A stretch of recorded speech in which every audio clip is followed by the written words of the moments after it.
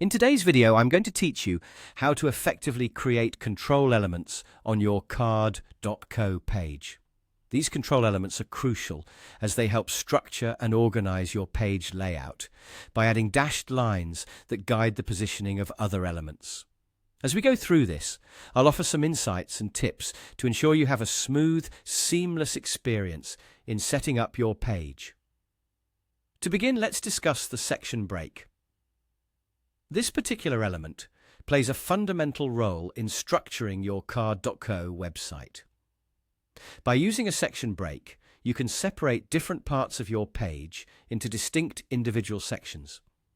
This is especially beneficial when you want to present various topics or content types that require their own dedicated space.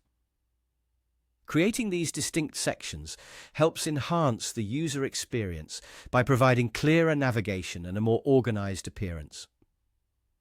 Think of it as a way to divide up your content into manageable chunks that are easy for viewers to digest. Now, let's move on to the header marker. This element is key, acting as a boundary that defines the top section or heading of your page. Anything placed above its dashed line will be categorized within the header. Headers are crucial because they often hold important information, such as your website's title, logo, or navigation links. They set the stage for your page's overall theme and branding. So take your time to make sure everything above the header line truly belongs there and reflects the core of what your site is about. Next, we'll explore the concept of the scroll point.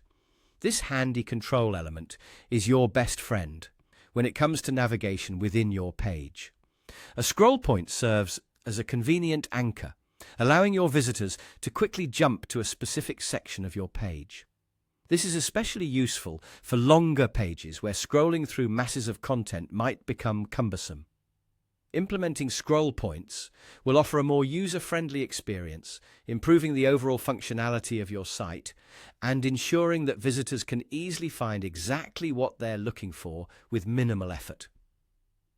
Finally, let's talk about the footer. The footer, much like the header marker, delineates a specific region of your site. In contrast, however, everything that appears below the footer marker becomes the footer of your web page. The footer is typically used for additional information, such as contact details, social media links, legal disclaimers, or any other elements that you want your viewers to access, but that don't need to occupy prime real estate at the top of your page. It rounds out your web page by providing a neat closure and can be a useful place for supplementary links and resources. I hope this walkthrough helps you confidently create and utilize control elements on your card.co page. By mastering these foundational elements, you're well on your way to crafting a polished, user-friendly website that's both visually appealing and highly functional. Stay tuned for more tutorials and happy site building.